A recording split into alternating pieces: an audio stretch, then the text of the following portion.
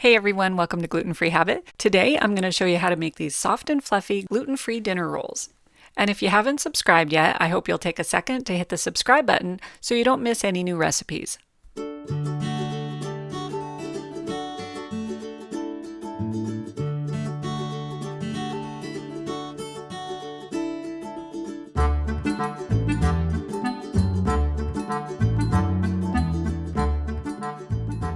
So being gluten-free, how many times have you had to let that tray of beautiful, soft dinner rolls pass you by on Christmas or Easter or at some special dinner? Well, there's no need to let the roll tray pass you by anymore. These rolls are soft and tender and delicious and fluffy, just like a dinner roll should be. If you're familiar with my recipe for sandwich bread, then you'll notice that the ingredients for these dinner rolls are the same, but with some important changes to quantities to turn these into amazing dinner rolls.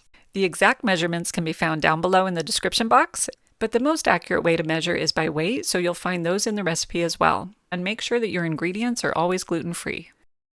And here's what you'll need. Some brown rice flour, tapioca flour, cornstarch, xanthan gum, warm water, a little sugar, a package of active dry yeast, not instant, baking powder, salt, softened butter, apple cider vinegar, and some eggs at room temperature. You'll also need an 8x8 square baking dish, a large scooper, and a pastry brush or something you can use to brush on the butter. Okay, let's get ready. Generously grease your 8x8 baking dish and set out your butter and your eggs to bring them to room temperature. Now let's combine the dry ingredients. Start by setting out a large mixing bowl and adding in all of your dry ingredients. Your brown rice flour, tapioca flour, cornstarch, xanthan gum, baking powder, and salt. Now whisk that all together. Measuring out your dry ingredients accurately is very important in gluten-free baking, so just make sure when you're measuring out your flour, you don't scoop the measuring cup into the bag because that would result in way too much flour. Instead, what you want to do is you want to spoon the flour into the measuring cup and then level it off on the top with the back edge of a knife. Now set that aside and let's proof our yeast. Basically all we're doing here is just testing the yeast to make sure that it's alive and active and ready to help our bread rise. To your warm water, add in the yeast.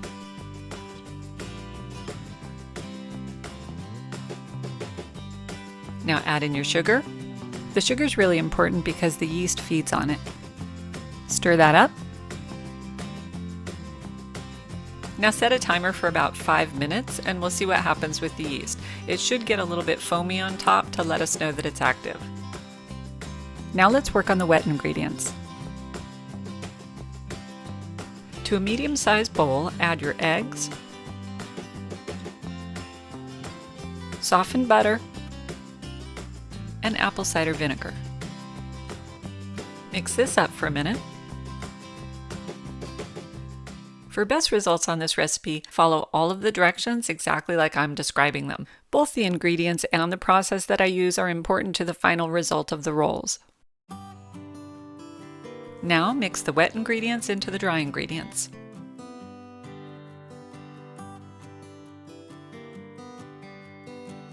Mix this until the wet is absorbed by the dry and you have a crumbly mixture.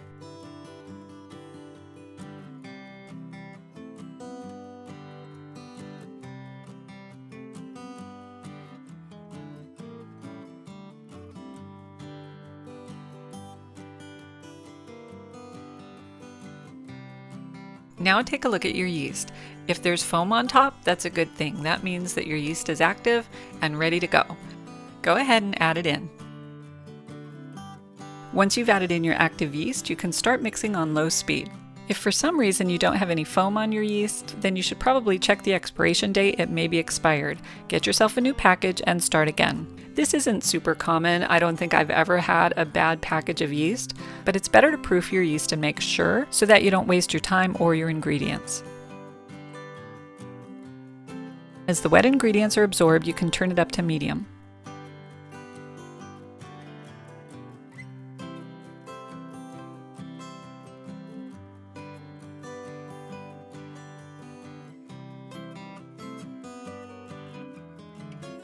We're going to mix this for at least 7 minutes. Unlike gluten breads, where you develop gluten by kneading, we obviously don't have any gluten to develop. But by beating a little bit longer like this, we're allowing the flours to absorb the liquids, we're working extra air into the batter, and we're helping the eggs to form some structure. And as a side note, the xanthan gum will also help to provide some of that structure. It's pretty good at mimicking gluten, and it helps the rolls to tear like they should rather than crumble. After all that beating, don't panic when you see your dough looking more like a thick cake batter. That's exactly what we want.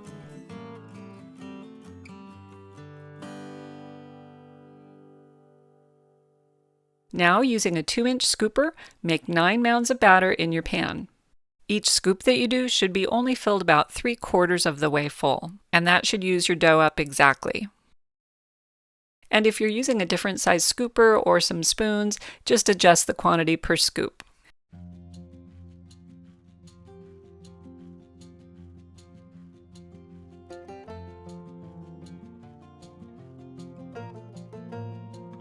Do your best to keep the mounds separated a little bit so that they come out as individual rolls.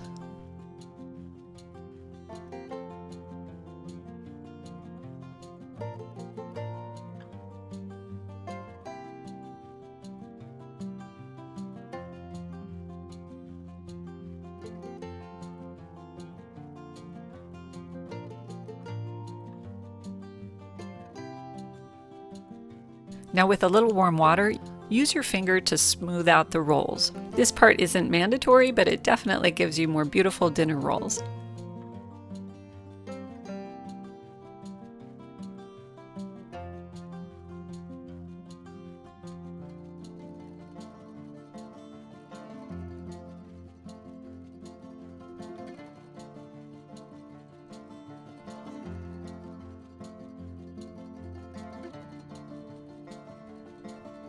Cover with plastic wrap and set aside to rise until they've doubled in size. The time for this will vary because it depends on the warmth of your ingredients and the warmth of your kitchen, but for me it usually takes anywhere from 50 minutes to 1 hour. During the time that your rolls are rising, preheat the oven to 375 degrees. When your rolls have roughly doubled in size, go ahead and take off the plastic and pop them in the oven. Your oven should be preheated and ready to go at 375 degrees.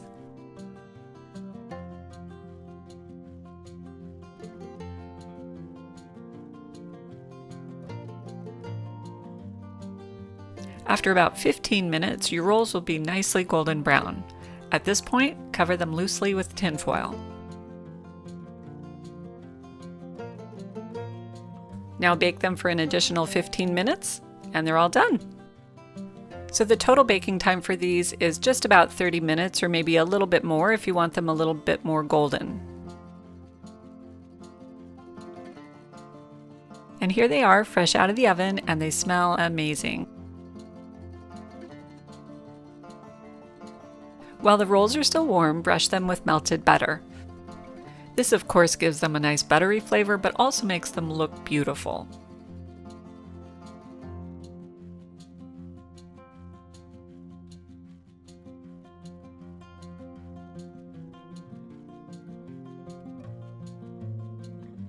Now, because we greased the pan, you can easily remove all the rolls and put them onto a serving dish.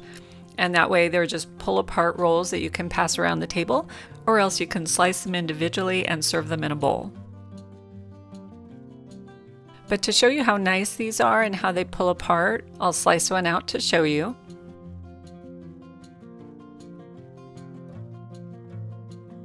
These are super hot right now.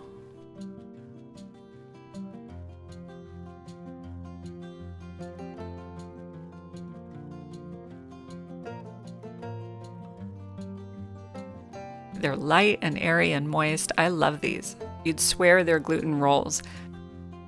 And look how nicely these tear apart. So go ahead and spread on some butter and enjoy your nice, warm, soft and fluffy dinner roll. I hope you found this video helpful. If so, please do me a favor and press the thumbs up down below.